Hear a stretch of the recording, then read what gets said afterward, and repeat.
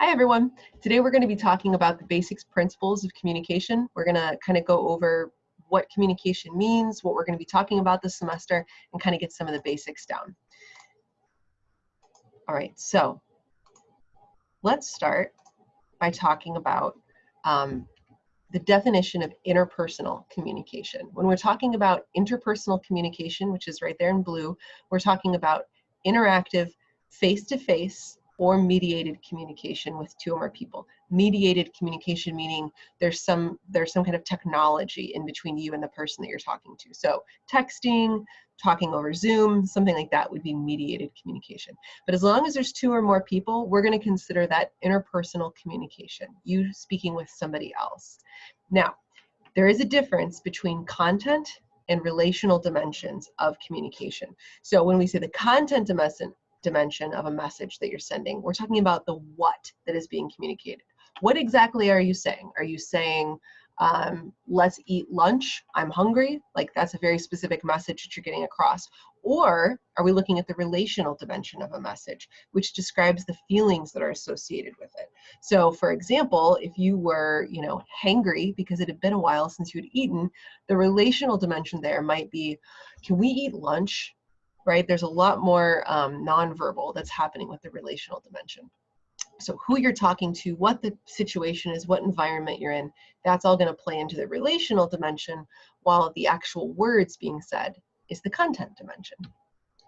All right, so one other thing I want to talk about is that communication is irreversible. Some people have learned this the hard way, that once you say something, you can never take it back. You can apologize, you can clarify, but once something is out in the open, you can't reverse communication once it's happened. I like this example, somebody posting on Twitter, Cisco just offered me a job. Now I have to weigh the utility of a fatty paycheck against the daily commute to San Jose and hating the work. And then someone tweeted back and said, who's the hiring manager? I'm sure they would love to know that you will hate the work. We here at Cisco are versed in the web. So somebody, tweets something, put something on social media, and then even if they delete it, even if they delete their account, you've probably seen celebrities do this. It's out there, it's been said, and you can't take it back. One way to avoid this problem with irreversible communication, I have down here in the corner, avoid mediated messages. I know that seems impossible in this day and age because we communicate online so much, but avoid typing something out that is forever going to be out in the ether. Private face-to-face messages are best. So if you have a problem with somebody, instead of texting with them, you should talk to them face-to-face. And it's always important to communicate after a cooling off period, once you've calmed down a little bit if you're upset. Okay, another important part of communication is considering what we call meta perspective, which is up here. Meta perspective just means putting yourself in someone else's shoes. So the perspective of somebody else, the meta perspective. One way that we can use communication theory to understand the meta perspective is by looking at the Johari window. So the Johari window is a model, right? It's a drawing that I'm going to pull up here in just a second that shows how a relationship can change over time depending on the information that you share and you putting yourself in someone else's shoes. So this is what the Johari window looks like. And you'll see at the top, we're talking about information that is known to the self, information that is not known to the self. And then over on the side here, information that is known to others and information that is not known to others. So if you have a piece of information that is known to others and known to yourself, we call that shared. This is just information that's out there. It's open information. If I say I'm wearing a red shirt, I know that, you know that, and so it's shared information. If we have not known to self, but known to others, we call that blind. So maybe I started recording this video and I had a bunch of mustard all over my face and everybody's watching and they're like, this is so embarrassing. I can't believe she didn't take care of that beforehand. That would be blind information to me. Hidden information, I know it, but you don't. So that hidden information is just like a secret, right? It would be something that I'm aware of and you aren't. And then we have this funny one down in the corner called unknown. Not known to self, not known to others. And you might be thinking, what is information that nobody knows about? Some examples of this would be maybe if you're sick and nobody knows that yet, not even you. A hidden talent. Maybe you've never played drums before, but you sit down and start playing drums one day and you're incredible. You're some kind of savant. That would be unknown information.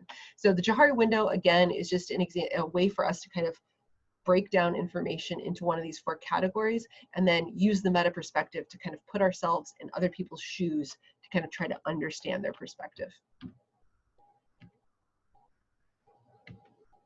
Okay, the other part of communication that's important to talk about kind of in the first lecture are the relational rules that we have in communication. Anytime we have a relationship with somebody, friends, family, romantic, we have relational rules that are agreed upon by all parties, everybody who's involved. This is the way that we behave in the relationship. This is the way we communicate.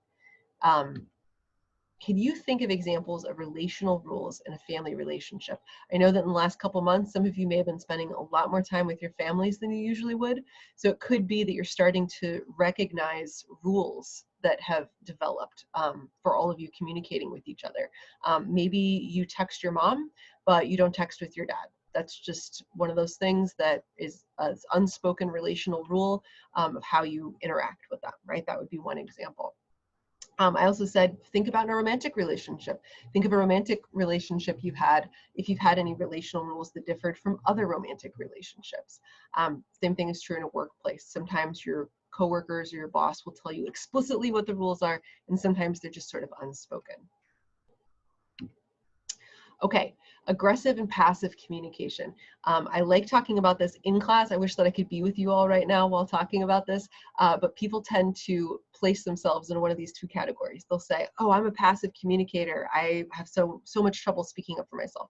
And then I have students, fewer students, who will say, I'm definitely an aggressive communicator. I tell people what I think.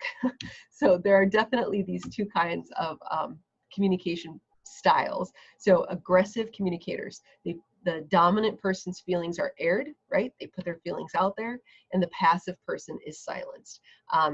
Whereas in a passive communication style, we see somebody choosing not to speak for fear of rebuke or fear that his or her expression will not be considered. And then there's characteristic angry outbursts from time to time. That's what we call passive aggressive. So even if you're a passive person, that doesn't mean you don't feel anger and you don't want to be aggressive. So what happens is you feel like you can't talk, you feel like you can't say anything, and then it kind of explodes or it comes out in some passive aggressive way.